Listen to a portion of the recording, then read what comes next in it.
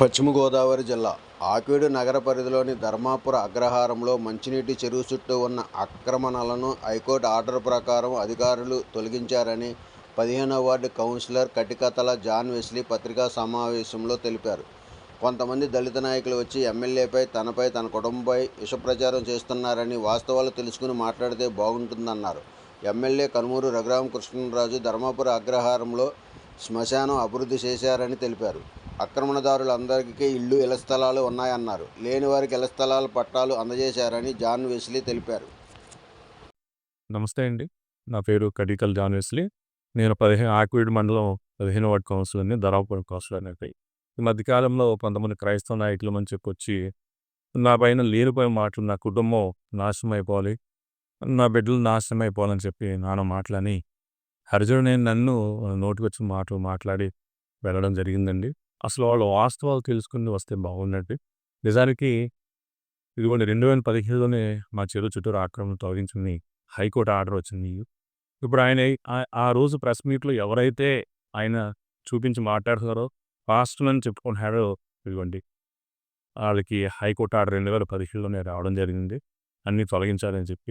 ఈ high court order తీసుకొని వెళ్ళి మేము ఎమ్మెల్యే గారి దగ్గరికి వెళ్తే ఆయన సానుకూలంగా స్పందించి వెంటనే ఆ ఆక్రమణ తొలగించాలని చెప్పి పంపించడం జరిగిందండి. పంపించడం జరిగిన తర్వాత వీళ్ళు మళ్ళీ అవన్నీ అడ్డుకుని మళ్ళీ హైకోర్టుకి వెళ్ళడం జరిగింది ఈ సంవత్సరంలో.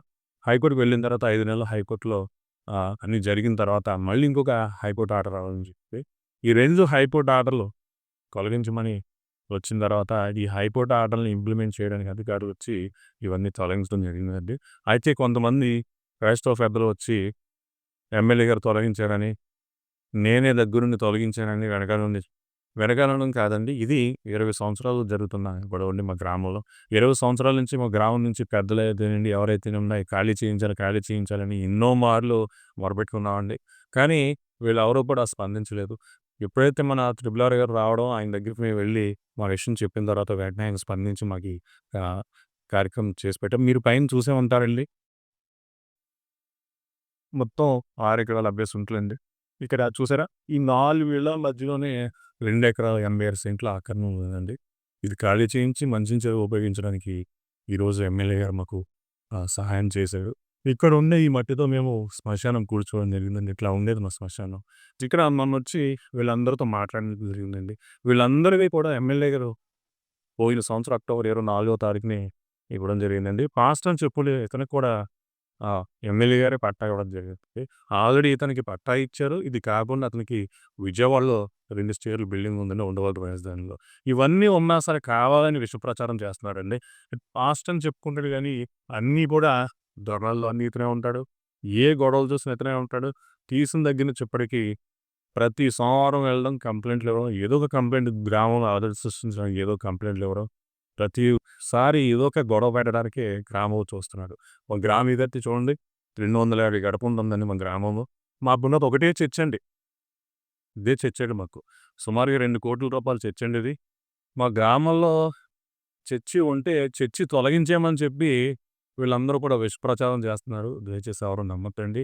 ఆక్రమణలు తొలగించారు అంతేనండి. అతనేదో ఆక్రమణ చెరువు గట్టు పైన డైరెక్ట్ గట్టు పైన పెట్టుకుని, ఇదే గట్టు మీద అతను ఇంకొక ఆక్రమణ ఉండి అక్కడ వంట చేయడం, ఇట్లా రకరకాల కార్యక్రమాలు చేసేవాడు ఇతను. ఎక్కువ ఆక్రమణ ఇతని చెరలో ఉందండి. ఇతనే మొత్తం చెరువునంతా ఆక్రమించుకొని పాడు చేసేవాడు. ఇతను ఇవన్నీ కూడా ఇప్పుడు చెరువు ఇతనితో పాటు ఇంకొక 24 కుటుంబాలని కూడా అక్కడ తొలగించడం జరిగింది. వాళ్ళందరికీ గతంలో ఉన్న స్థలాలు ఇవ్వడం జరిగింది. వాళ్ళందరూ ఇల్లులు పక్కాగా కట్టుకునున్నారు.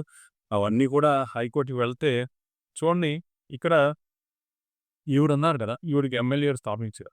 ఈవిడకి క్లియర్‌గా హైకోర్ట్ జడ్జిమెంట్‌లోనే ఈవిడకి స్థలము, ఫ్లాట్ నంబర్ ఎంత, ఎక్కడిచ్చారు, ఏ తారీఖున వీళ్ళకి స్థలం ఇచ్చారనేది క్లియర్‌గా హైకోర్ట్ ఆర్డర్‌లోనే ఉందండి. ఈ హైకోర్ట్ ఆర్డర్‌ని ఇంప్లిమెంట్ చేస్తే వీళ్ళొచ్చి క్రైస్తవ నాయకులను వచ్చి మా గ్రామంలో అసలు లోపలికి రాకుండా రోడ్డు పైనే ఉండి, రోడ్డు దగ్గరే ఉండి అవి తొలగించారు. John Wesley చేపించాడు. ఎమ్మెల్యే గారు దళితుల పైన ఇలా చేస్తున్నారని చెప్పి చెప్పడం చాలా రాంగ్ అండి అది. ఎమ్మెల్యే గారు మేము హరిజనులు అయినా సరే సహాయం చేయడం మేము మర్చిపోలేము. ఎందుకంటే మాది 20 సంవత్సరాల సమస్య అండి.